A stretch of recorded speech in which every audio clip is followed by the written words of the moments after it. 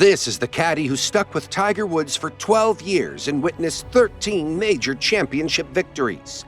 A man also known for being New Zealand's richest sportsman back in 2011. Who was this man who witnessed Tiger Woods' historic rise? His name? Steve Williams. Steve Williams had planned to retire after caddying for Raymond Floyd, but the opportunity to work with Woods changed everything. They spent all their time together. So why did the relationship fall apart, and how did Williams spite Woods in a later interview? This is the truth behind Steve Williams, Tiger's infamous caddy who saw it all. Let's start with Williams' early life and career. Born in New Zealand in 1963, Steve Williams started his caddying journey in Wellington at just 6 years old, hustling through 36 holes every weekend by the time he was 10, and squeezing in golf practice until sunset. By 13, Williams was already playing off a handicap of 2, but found his passion more in caddying. In 1976, his big break came when his dad arranged for him to caddy for golf legend Peter Thompson at the New Zealand Open. Impressed, Thompson made Williams his regular caddy for Kiwi tournaments, even flying him to Australia for events, a huge deal for a teenager. Before turning 16, Williams left school to pursue his caddying dreams in Europe.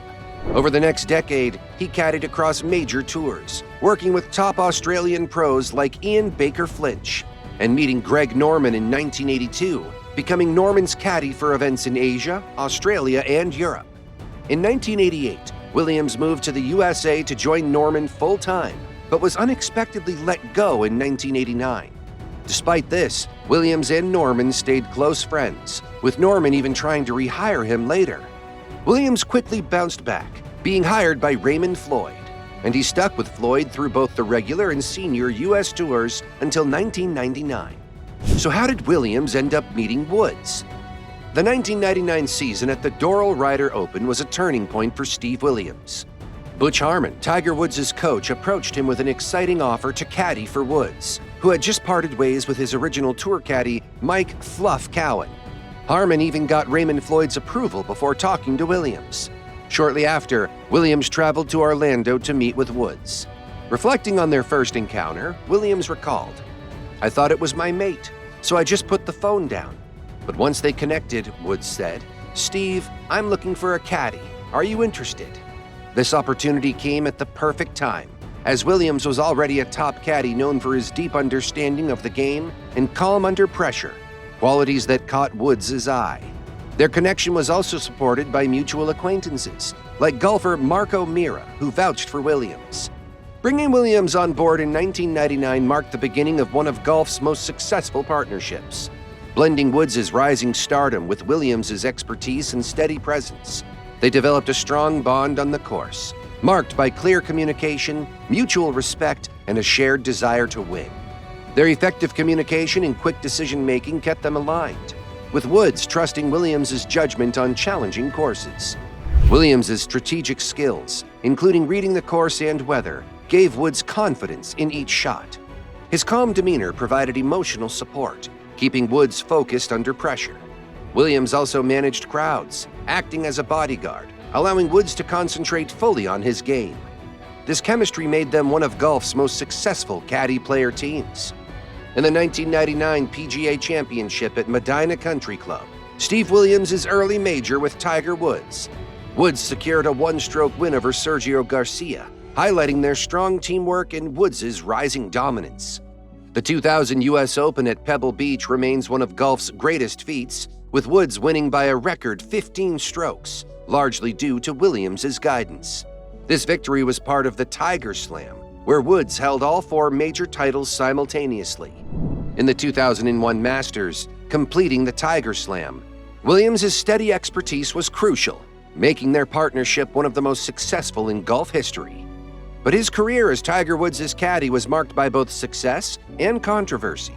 After their split in 2011, Williams faced backlash for his comments at a Caddy Awards event, where he called Scott's WGC Bridgestone Invitational win the best win I've ever had, and made a racially insensitive remark about Woods, which he later apologized for, stating it was out of line. Earlier at the 2006 Ryder Cup, he threw a spectator's camera into a pond to protect Woods from distractions, a move he defended but which drew criticism. In 2008, he called Phil Mickelson a prick, reinforcing his blunt reputation. The split with Woods was dramatic, with Williams feeling betrayed, saying, "I felt like I wasted the last 2 years of my life standing by him." His strong personality and high-profile role as Woods' caddy often led to friction with other caddies on the tour. He had a notable professional rivalry with Mike "Fluff" Cowan, Woods' previous caddy, especially after Williams took over in 1999, which stirred speculation and tension. Williams was also vocal about caddy earnings, advocating for better pay and recognition, which sometimes clashed with the more low-key approach preferred by others. Woods decided to part ways with his longtime caddy Steve Williams in July 2011. He said, "I think it's time for a change," and praised Williams as an outstanding caddy and a friend. The split came as a surprise to Williams, who had been working with Adam Scott while Woods was recovering from injuries. Williams expressed disappointment, saying, "To be as loyal as someone can be, I'm very disappointed to end our very successful partnership at this time." But the real reason was probably the following. Like when Woods' cheating scandal first came out in 2009. In his book, Out of the Rough, Williams shares the awkward moment he discovered Tiger Woods' extramarital affairs. During the final round of the 2009 Australian Masters, Williams noticed Woods seemed preoccupied. After the tournament, Woods quickly left in a helicopter, leaving Williams behind.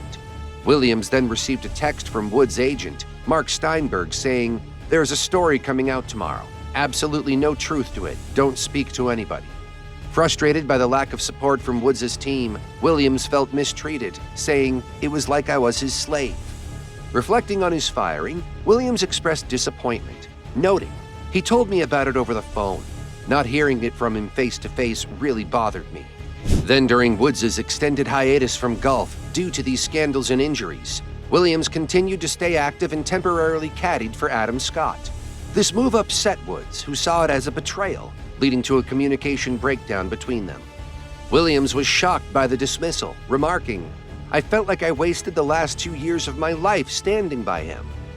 After their split, Woods struggled with consistency and injuries, but eventually made a comeback, winning the 2019 Masters. After splitting with Woods in 2011, Steve Williams quickly teamed up with Australian golfer Adam Scott. Initially a temporary arrangement while Woods was on hiatus, their partnership soon became full-time. Williams' expertise and winning mentality were a perfect fit for Scott's game. Their collaboration paid off quickly with a victory at the 2011 WGC Bridgestone Invitational, which Williams described as the best win I've ever had. The highlight of their partnership came in 2013, when Williams caddied for Scott during his historic win at the Masters, making Scott the first Australian to win the tournament. This victory added a 14th major title to Williams' impressive resume. Under Williams' guidance, Scott also reached the world #1 ranking in 2014, showing the strength of their partnership. After his time with Scott, Williams worked with other notable golfers like Danny Lee and Hideki Matsuyama, proving his ability to adapt and contribute to different players' successes. What about Woods, though? Who did he replace Williams with? Woods needed someone who could seamlessly integrate into his intense schedule and offer strategic insights and emotional support. Joe Macava, who was caddying for Fred Couples, quickly became a top candidate due to his calm demeanor and extensive experience. Encouraged by Couples to seize the opportunity, Macava accepted the role.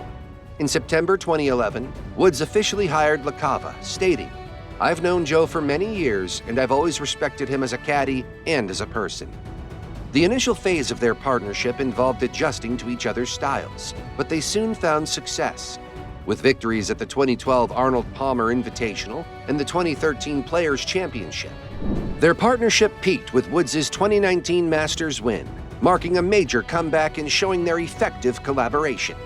Macava provided stability during Woods' turbulent times, helping him navigate injuries and personal challenges, leading to a partnership characterized by mutual respect and shared goals. That's all for today. But do you think Williams was ungrateful to work with Woods? For more golf content, tune into our next video on GOLFTV, where we explore further into Steve Williams' controversial slave comments in connection to working for Woods. Till next time.